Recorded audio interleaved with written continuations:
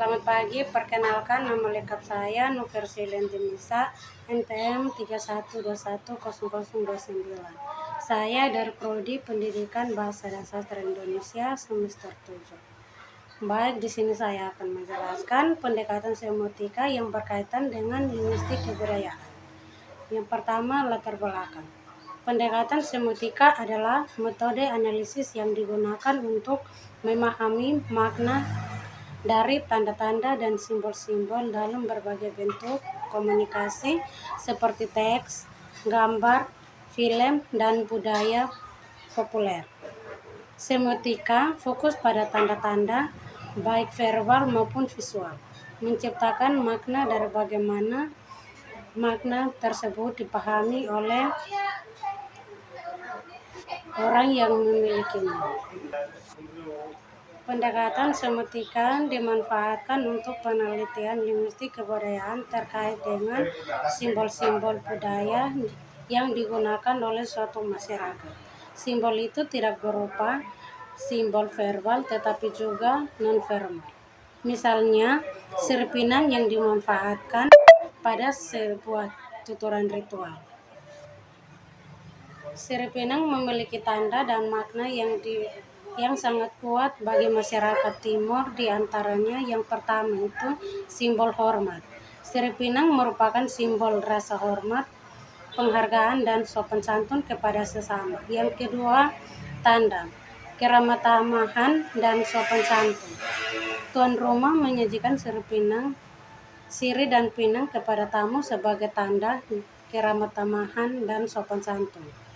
3. Lambang solidaritas. Sirip pinang merupakan lambang solidaritas yang dapat memberi kenyamanan di antara sesama. Yang keempat, simbol keakraban. Sirip pinang membangun keakraban dan saling menghargai. Yang kelima, tanda ikatan persaudaraan. Dalam adat masyarakat TTS, mengunyah sirip pinang merupakan tanda ikatan persaudaraan antara tamu dan tuan rumah. Yang keenam, simbol pemersatu keluarga. Sirip pinang merupakan pemersatu keluarga. Yang ketujuh, lambang cinta kasih. Sirip pinang merupakan lambang cinta kasih. Yang kedelapan, identitas diri. Sirip pinang dianggap sebagai identitas diri dari orang Timur. Sistem semiotika yang ada dibangun oleh suatu guyup budaya yang bersifat universal dapat bersifat khas. Yang berikut pendekatan etik-emik. Latar belakang etik-emik berasal dari bahasa linguistik pada tahun 1950-an. Istilah ini dicetuskan oleh Kenneth LPK, seorang ahli bahasa yang mengambilnya dari kata fonemik atau fonetik. Etik-emik merupakan dua sudut pandang yang saling melengkapi untuk menganalisis perilaku manusia dan bahasa. Bahasa dan budaya adalah milik satu kelompok masyarakat. Dari sisi bahasa, kelompok dimaksud disebut guyup tutur masyarakat bahasa, sedangkan dari sisi budaya disebut guyup budaya kelompok etnik. Dari sisi hakikat, bahasa dan budaya bersifat arbiter, manasuka. Setiap kemanasukaan itu dapat menyebabkan persepsi yang berbeda, bahkan pertentangan antara guyup dan tutur guyup budaya yang satu dengan yang lainnya. Dengan adanya sifat kemasukaan itu, maka khusus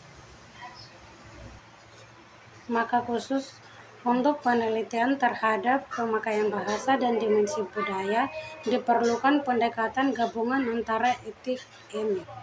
Pendekatan etik-emik ini menganut prinsip bahwa yang paling mengetahui budaya suatu kelompok etik-emik adalah kelompok etnik itu sendiri. Meskipun demikian, pemilik budaya kadang-kadang tidak tuntas menjelaskan muatan budaya yang dimilikinya itu. Atas dasar dikotomi pemahaman budaya oleh pendukungnya itu, diperlukan pendekatan yang dapat menjadi jalan keluar dalam penelitian linguistik kebudayaan, yakni pendekatan etik ini. Etik menurut Duranti tahun 1997 halaman 172 mengacu pada hak-hak yang berkaitan dengan budaya yang menggambarkan klasifikasi dan fitur-fiturnya menurut temuan pengamat peneliti. Sementara EMIK mengacu pada sudut pandang suatu masyarakat yang mempelajari dan memberi makna terhadap suatu tindakan atau membedakan dua tindakan.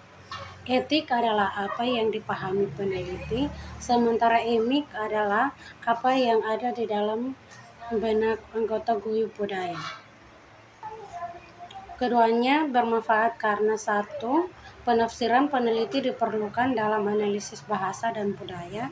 Yang kedua, institusi pemilik bahasa dan budaya sangat diperlukan dalam upaya memahami bahasa dalam perspektif budaya. Dan yang ketiga, hasil penelitian yang ideal adalah perpaduan antara yang dikatakan pemilik dan diinterpretasikan oleh peneliti. Sehubungan dengan itu diperlukan cara-cara etnografis. Baik, inilah hasil presentasi dari saya. Sekian dan terima kasih.